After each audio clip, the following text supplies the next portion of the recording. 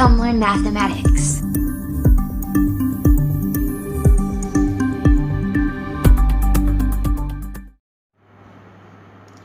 Class 9 exercise 6.2 question number first, find the value of x and y and they solve AB parallel to CD। तो सबसे पहले हम parallel lines की कुछ properties के बारे में फाइंड आउट करते हैं, ठीक है। तो चलिए देखते हैं। तो यहाँ पे पैरेलल लाइंस पर डिसाइड करते हैं, पैरेलल लाइंस, ठीक है। तो दो पैरेलल लाइंस हमने ले लिया, ये आपका पैरेलल लाइंस हुआ, और एक लाइन जो है उसे इंटरसेक्ट करके आगे की ओर जा रही है, ठीक है। तो इसमें कुछ प्रॉपर्टीज़ ऐसे होते हैं जो सबसे इम्पॉर्टेंट है, अगर हम ये मालूम करेंगे तो ही हम सभी क्वेश्चंस को फाइंड आउट कर सकते हैं। तो यहाँ पे कुछ नंबर्स नोट कर लेते हैं, 1 क्योंकि इसके अकॉर्डिंग बताना आसान होगा, 3 एंड 4, क्लियर। इसी तरह यहाँ 5 कर लेते हैं, ये 6, ये आपका ये 7 और ये हो गया 8, ठीक है। इसे x लाइन बोल सकते हैं y, और इसे l लाइन मान लेते हैं, ठीक है। अब यहाँ प्रॉपर्टी में सबसे इम्पोर्टेंट क्या है कि कुछ ऐसे वैल्यूएं होती हैं और ऐसे एंगल्स होते हैं जो ऑलरेडी इक्वल होते हैं। तो फर्स्ट हम स्टार्ट करते हैं कोरस्पॉन्डिंग एंगल से।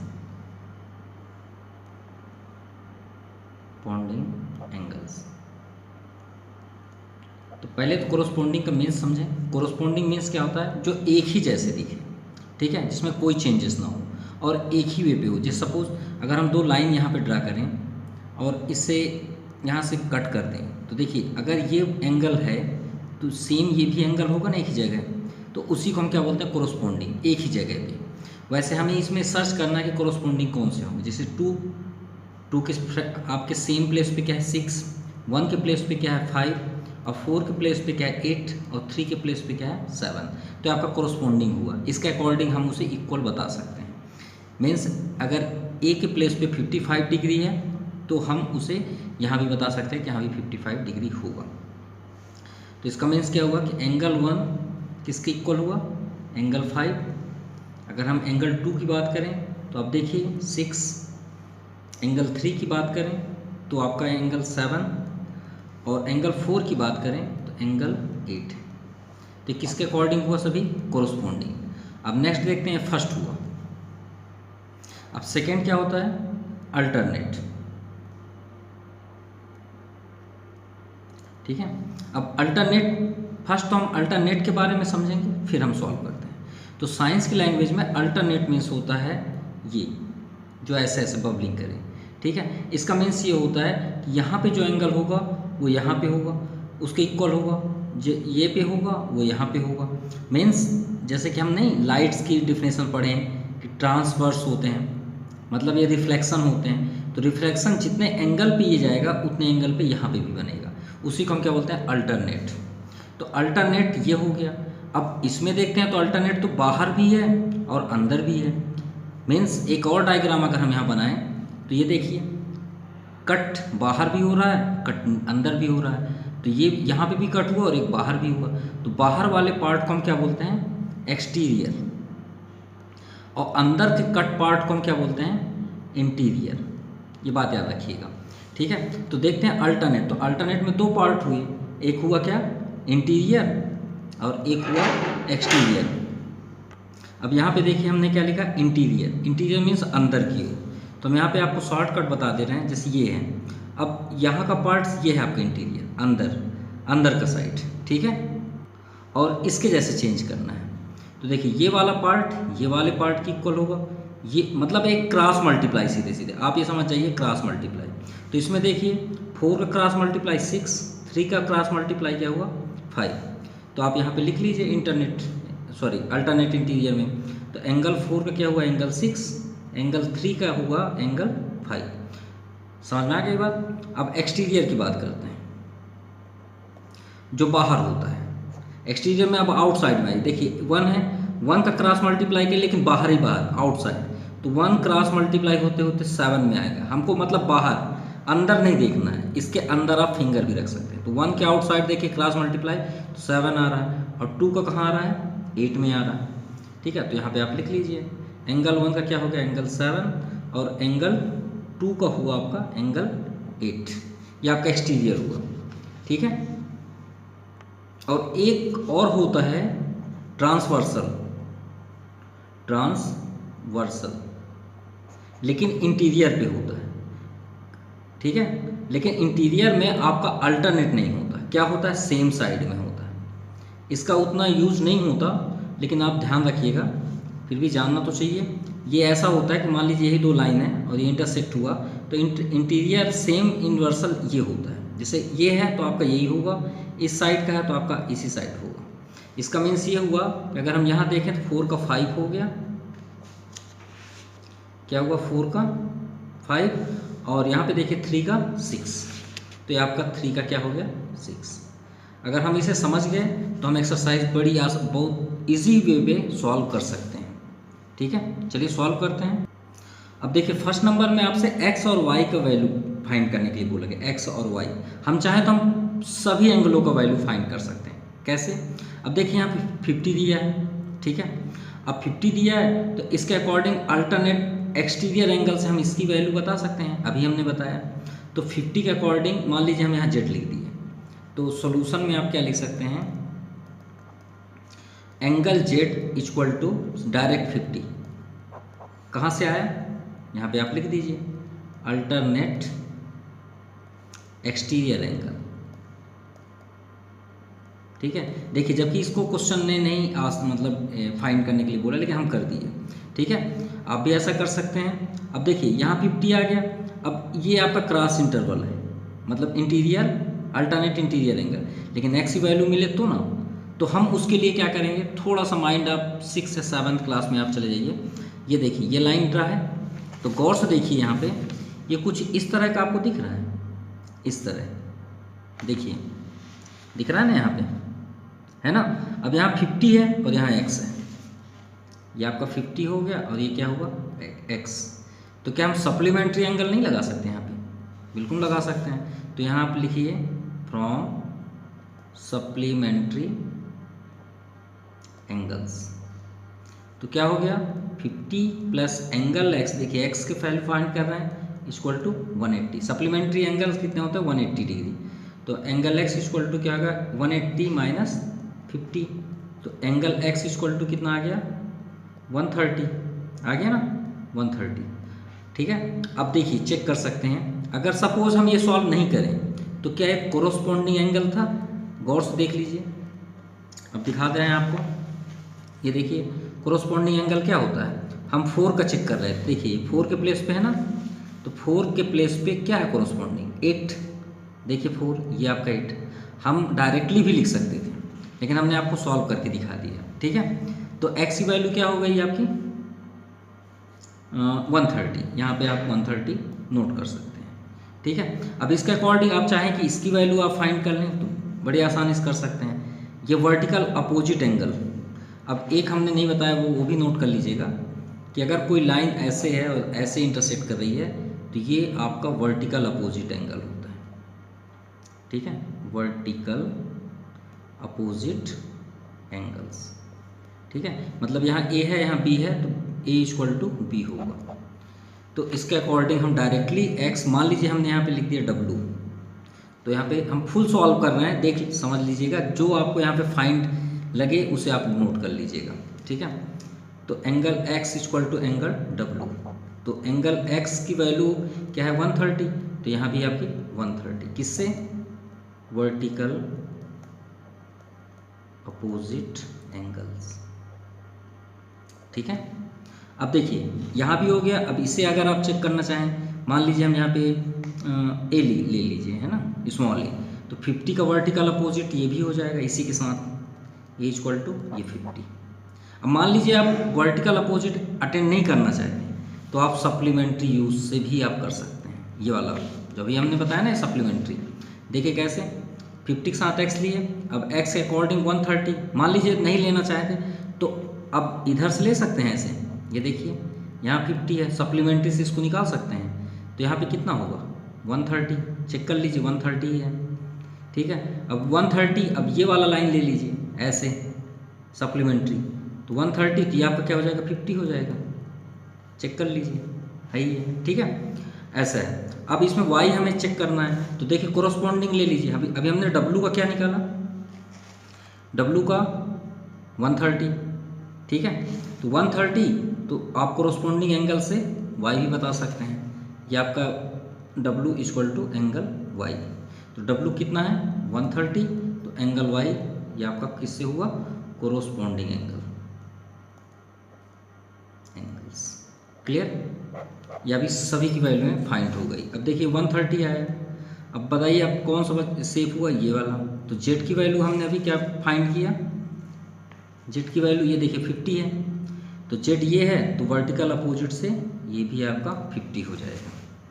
तो angle Z equal to 50, sorry यहाँ पे आपका 50, इसको हम ले लेते हैं बी, सपोज स्मॉल बी, तो एंगल बी इक्वल टू 50, किससे, वर्टिकल अपोजिट एंगल से, ठीक है। अब सबसे इम्पोर्टेंट फैक्ट हमें यहाँ शो करना है कि A B parallel C D है, ठीक है। अगर ये अल्टरनेट को फॉलो करता है तो ये क्या होगा, पैरेलल होगा, ये बात याद रखिएगा। तो हमारी जो लाइन है X and Y, sorry angle, ठीक है, ये देखिए एक्स एंड वाई हमने क्रॉस मल्टीप्लाई किया ना, अल्टरनेट, देखिए दोनों सेम है, ठीक है ना, दोनों सेम है। तो हम यहाँ पे नोट कर सकते हैं एक्स एंड वाई और alternate interior angles and are equal भी है। तो इसके अकॉर्डिंग हम बता सकते हैं कि ए बी जो है वो क्या है, सी डी के पैरेलल है, यही प्रूव करना था, ठीक है। ये आपका कंप्लीटेड सॉल्यूशन हुआ। Solution second, A B parallel C D, ये आपका A B parallel C D है और C D parallel E F, ठीक है। तो देखिए इसका मीन्स है कि सभी पैरेलल्स हैं, ठीक है। सपोज अगर आपको नहीं समझ में आया तो आपको मैं बता रहा हूँ, मान लीजिए एक लड़का है जो इसके मोहल्ले में रहता है और ये जो है बी जो सी है उसी ई के मोहल्ले में रहता है, तो श्योर है ना कि तीनों एक ही मोहल्ले में, क्योंकि एक ही मोहल्ले में सी रहता है तो सी के मोहल्ले में ई रहता है, तो आखिर हैं तो तीनों, तो इसका मीन्स तीनों आपके पैरेलल हुए। और दूसरी बात, रेशियो दिया हो तो ऐसा हो ही नहीं सकता कि लेट करके हम उसे एक्स ना करें, तो सबसे पहले तो वही हम वर्क करेंगे। वाई एंड जेड दिया है तो सबसे पहले आप लिखिए let the ratio of Y and Z, Y ratio नहीं, वाई एंड जेड। तो क्या ले लें, अब देखिए हम 3x एंड 7x लेते, लेकिन एग्जैक्टली यहाँ पे x ऑलरेडी है, इसलिए हम यहाँ पे 3a एंड 7b ले लेते हैं, ओके क्लियर। इसका means y equal to 3a and z equal to 7b, ठीक है। अब यहाँ पे हम देखते हैं कि ए बी जो है वो सी डी के ट्रांसवर्सल है, अब ई एफ भी ट्रांसवर्सल है, यानी ए बी के ट्रांसवर्सल कौन, सॉरी पैरेलल कौन हुआ, ई एफ। तो हम यहाँ पे क्या लिखेंगे, A B parallel E F, क्योंकि तो ये भी होगा, अभी हम बात ही कर रहे थे। एंड पी क्यू क्या है, उसमें ट्रांसवर्सल है, P Q is the transversal. और ट्रांसवर्सल की एक प्रॉपर्टी और होती है जो हम इसमें नहीं आपको बताए, ये ट्रांसवर्सल की, कि अगर कोई भी तो पैरेलल लाइन है और उसमें इंटरसेक्ट कर रही है तो ये वाला भाग और ये दोनों भाग, ये दोनों मिलके आपके 180 डिग्री का एंगल्स बनाते हैं। अगर इन दोनों को ऐड कर दिया जाए तो 180 डिग्री होता है, ट्रांसवर्सल की प्रॉपर्टी है, ये बात याद रखिएगा, ठीक है। तो यहाँ पे ट्रांसवर्सल है, अब हम यहाँ पे x और यहाँ पे जैसे y दिया है, इन दोनों को ऐड कर लेते हैं, इक्वल टू 180 डिग्री, क्लियर। लेकिन हम यहाँ पे देखते हैं y की वैल्यू तो है 3a, लेकिन x की वैल्यू नहीं है। तो गौर से देखिए x जो है वो क्या अल्टरनेट इंटीरियर एंगल बना रही है, बिल्कुल बना रही है। तो यहाँ पे आप नोट कर सकते हैं, इसको थोड़ा सा स्टॉप कर सकते हैं, यहाँ पे आप डायरेक्टली लिख सकते हैं, फिर x के प्लेस पे हम z नोट कर सकते हैं, क्योंकि हमारे पास z की वैल्यू है, तो यहाँ आप z लिख लीजिए, z plus Y equal to 180 degree. और जो हमने अभी बताया कि ये आपका अल्टरनेट है, उसे यहाँ पे नोट कर देते हैं, ठीक है। यहाँ पे कि angle x equal to angle z, किससे, अल्टरनेट इंटीरियर एंगल, ठीक है। तो इसके अकॉर्डिंग ये क्या हो गया, जेड हो गया। ये कहाँ से हुआ है, angle X equal to angle Z. तो जेड प्लस वाई की वैल्यू तो आपके पास ऑलरेडी है, जेड की क्या है 7b, सॉरी इसमें हमें एक ही नाम लेना पड़ेगा, बी बी ही ले लेते हैं, ठीक है। जैसे हम अगर रेशियो को हमेशा चेंज करें तो जैसे हम नहीं नोट करते रहे 3x एंड 7x, तो हम एक ही वेरिएबल्स नोट करेंगे ना। तो 7b plus 3b, Y value 3b है, इक्वल टू 180। तो 7 3 कितना हो गया आपका 10, तो 10b इक्वल टू 180, तो b इक्वल टू 180 अपॉन 10, ठीक है। इसमें वन वेरिएबल क्यों लेते हैं, नहीं तो हम फिर सॉल्व कैसे करेंगे, है ना। तो 0 से 0 आपका कैंसिल, तो b की वैल्यू क्या आ गई आपकी 18, ये b की वैल्यू 18 डिग्री आई। तो इसके अकॉर्डिंग हम y और z की वैल्यू निकाल सकते हैं। तो y इक्वल टू क्या था 3b, तो 3 इंटू 18, 18 3 से आपका क्या होगा 54, और z की वैल्यू 7b, तो 7 इंटू 18 7 जा 126 डिग्री। अब हम तो पहले से यहाँ पे मालूम है, देखिए angle x equal to angle z, तो angle x equal to angle z, तो इससे हम x की वैल्यू भी फाइंड कर सकते हैं। तो x की वैल्यू क्या हो गई, z की वैल्यू क्या है 126, तो यहाँ पे भी 126, ये आपका फर्स्ट आंसर, z की वैल्यू ये आपका ये सेकेंड आंसर, और ये आपकी y की वैल्यू 54 डिग्री। ये सॉल्व हुआ। Question number 3, A B parallel to C D. देखिए A B parallel C D है, ई एफ सी डी।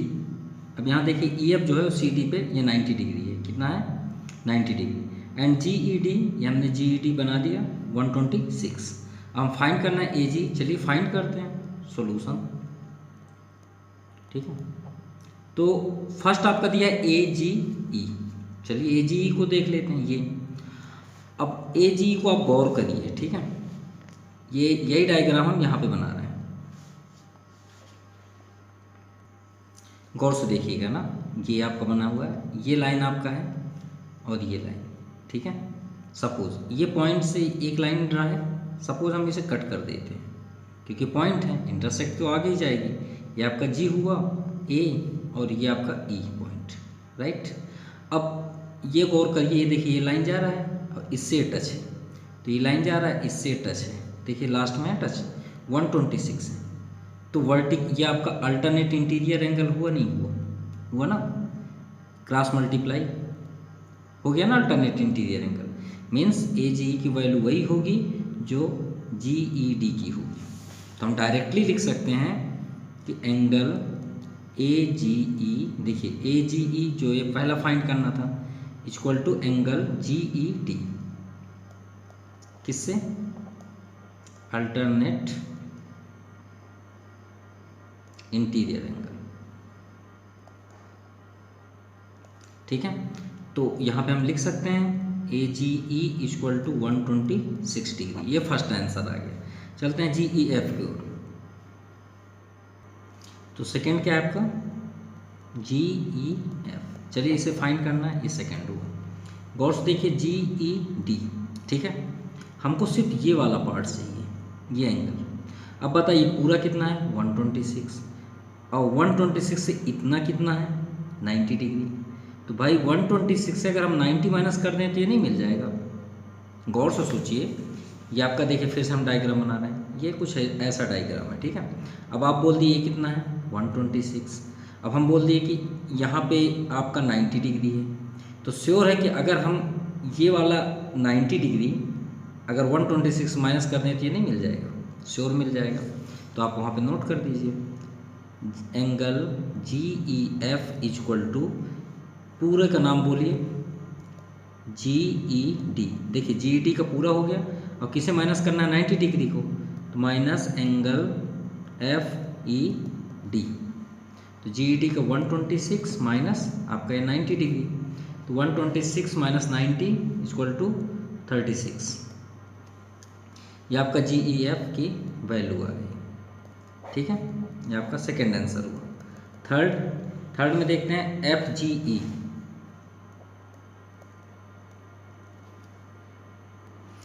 अब एफ जी ई को फोकस करते हैं, पहले देखते हैं एफ जी है कहाँ पे, एफ जी ई, यानी इसकी बात की है। कभी भी किसी एंगल्स का वैल्यू आप फाइंड करते हैं तो एक बात फोकस करिएगा, जो सेंटर पे नाम होगा हम उसी की वैल्यू फाइंड करते हैं, ये बात याद रखिएगा ना।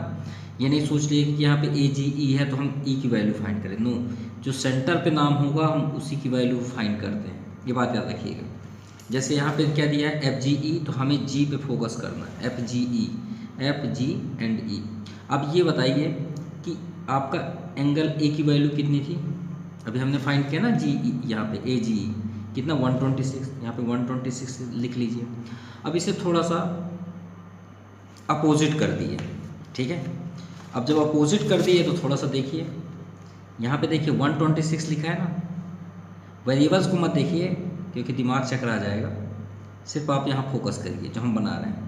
देखिए एक लाइन ऐसे आई है, यहाँ पे आपका 126 है, राइट, और ये जी की वैल्यू हमें फाइंड करनी है, ठीक है। अब देखिए हमने बना दिया, ये आपको दिख रहा है, तो क्या हम सप्लीमेंट्री एंगल से नहीं निकाल सकते हैं?